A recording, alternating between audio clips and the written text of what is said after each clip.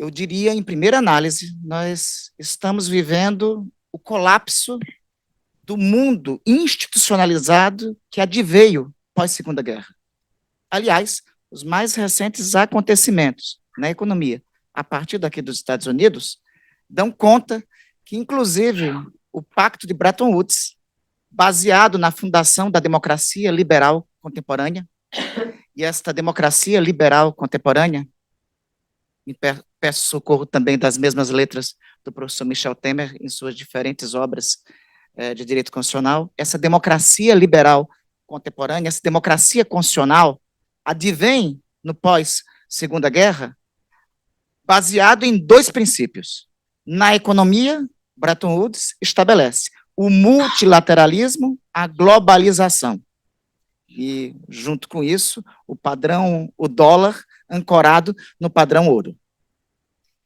Protecionismo é antônimo a Bretton Woods, é antônimo ao mundo econômico que foi fundado pós-Segunda Guerra. Então, a primeira parte do colapso contemporâneo que nós estamos assistindo e vivendo, sobretudo a partir das mais recentes notícias que têm lugar aqui nos Estados Unidos. O segundo, já dito pelo ministro Gilmar, e reitero, socorrendo das palavras dos textos das obras de direito constitucional do professor Michel Temer, a democracia liberal, a democracia constitucional que é fundada no pós-guerra, é baseado, sobretudo, no respeito a liberdades individuais consagradas no nosso texto constitucional de 1988, sobretudo no artigo 5º, e em um outro pilar central, a separação dos poderes. A separação dos poderes.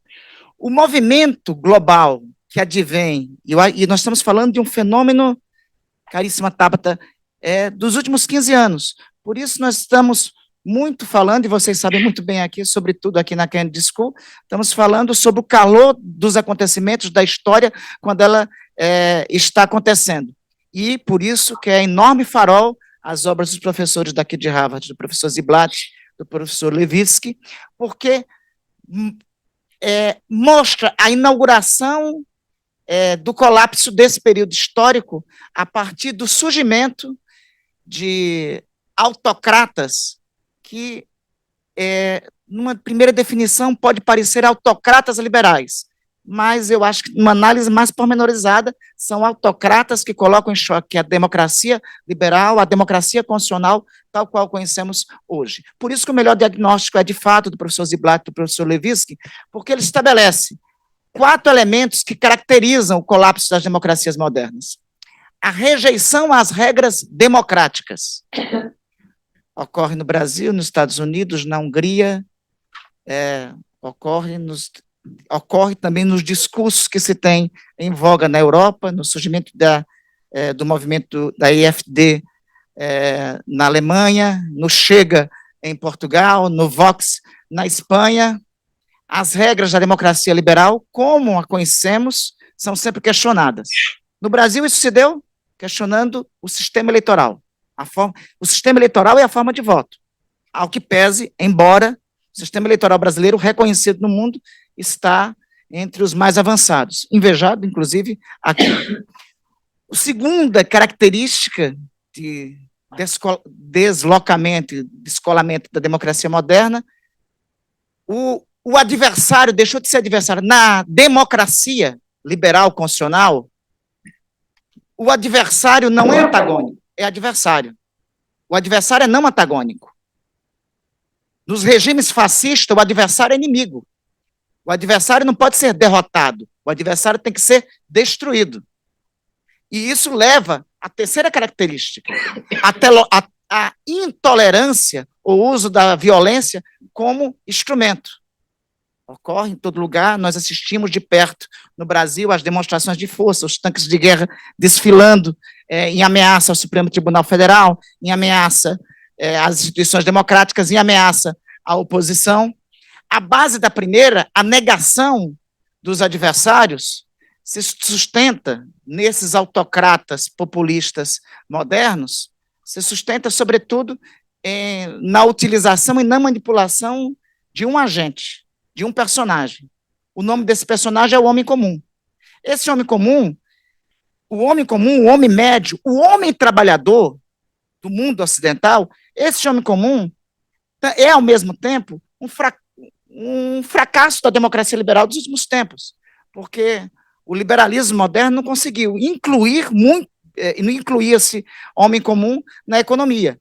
É por isso que o discurso fácil atinge esse homem comum e desperta nesse homem comum o ódio em relação àqueles inimigos que, em última análise, é responsável pela situação de desemprego, de colapso econômico que existe. É baseado nisso a sustentação dessa autocracia moderna, que tem a quarta característica, trazida pelos professores Ziblatt e Levitsky, essa quarta característica que nós vimos e assistimos de perto ser concretizada no Brasil. À disposição são eleitos dois inimigos, as liberdades civis, e esses dois, eu falei, os dois pilares da democracia liberal constitucional moderna, a separação dos poderes, os direitos individuais. Os direitos individuais, sobretudo, um desses direitos individuais, sobretudo um dos princípios da democracia moderna, a liberdade de imprensa é, sobretudo, atacada. A imprensa passa a ser caracterizada, ela sim, como propagadora de fake news, de mentiras. Tem significado diagnóstico, aí se repete uma máxima utilizada por Goebbels no nazismo. Conte uma mentira várias vezes e faça aquilo que você pratica em relação ao adversário. O que se propagandeia e dissemina a mentira passa a utilizar essa argumentação sobre um dos pilares da democracia liberal, que é a liberdade de imprensa. O segundo pilar que é atacado, em todas essas circunstâncias, não à toa, que é o melhor significado diagnóstico que todas as experiências de autocratas sempre têm como um dos seus alvos a Suprema Corte local, o judiciário. Porque o judiciário é a última ratio de defesa desse modelo constitucional de democracia liberal surgida no pós-guerra. É a ela que é a garantidora, no caso brasileiro, dos valores da Constituição de 1988. O que nós tivemos como experiência no Brasil entre 2018, entre 2019 e 2022 é, sobretudo, uma tentativa de derrotar os valores que foram fundados pela Constituição de 1988. O que nós vimos ser solapado no período 2019-2022 foram todos os valores da Constituição de 1988. Direitos individuais, como liberdade de imprensa, separação dos poderes, tendo como alvo, sobretudo, o judiciário, a Suprema Corte. Sistema único de saúde. Na pandemia, vimos isso concretamente, o sucateamento e a negação do Sistema único de saúde, que é uma das grandes conquistas da Constituição de 1988. Ouvimos o Raoni ainda há pouco, o direito dos povos originários, o direito ao meio ambiente, que em 1988, logo depois que a Constituição foi promulgada, foi inclusive elogiado o texto constitucional por ser um dos primeiros do mundo que trazia um capítulo único, sobretudo aos direitos dos povos indígenas, e um outro capítulo, tido na época como dos mais modernos em relação ao meio ambiente. Percebem? São os valores constitucionais do Brasil, fundado após 1988, que foram solapados, que são atacados. Porque é a Constituição de 1988, a Constituição que funda em nosso país um estado de bem-estar social e é o ápice do nosso constitucionalismo.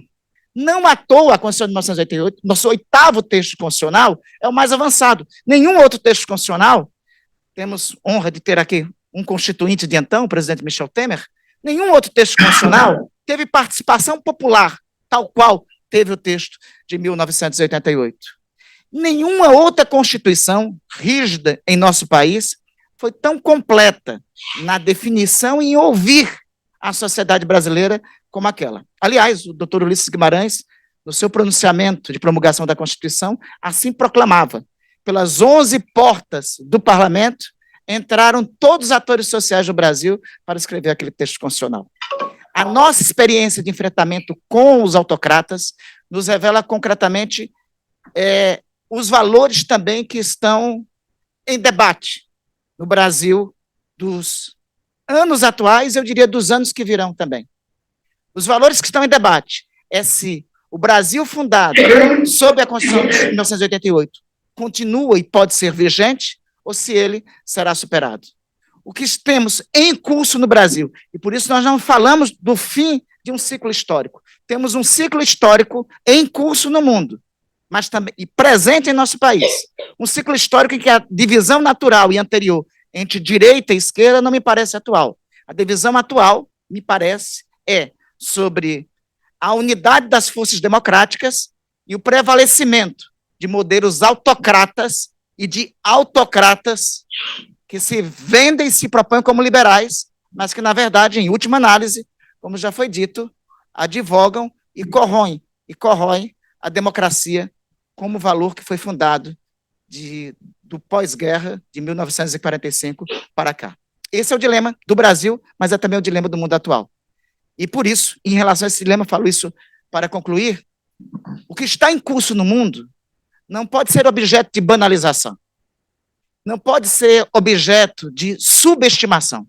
O que nós vivemos no Brasil e superamos no Brasil nos 4 anos anteriores, e o teste de fogo da democracia brasileira, em 8 de janeiro de 2023, deve servir de alerta para todos nós, deve servir de alerta para os empresários brasileiros, deve servir de alerta para as forças vivas da sociedade brasileira, que a quadra da democracia, de defesa da democracia brasileira não foi superada e não foi encerrada. E aí, só para encerrar esse período de fato, essa primeira parte de fato, faço minhas as palavras do ministro Barroso, certa feita, em debate no Supremo Tribunal Federal. Na democracia, há espaço para conservadores, há espaço para liberais, há espaço para sociais-democratas, há espaço para socialistas. Na democracia, só é antagônico a ela o espaço para o fascismo. A este tem que ser combatido.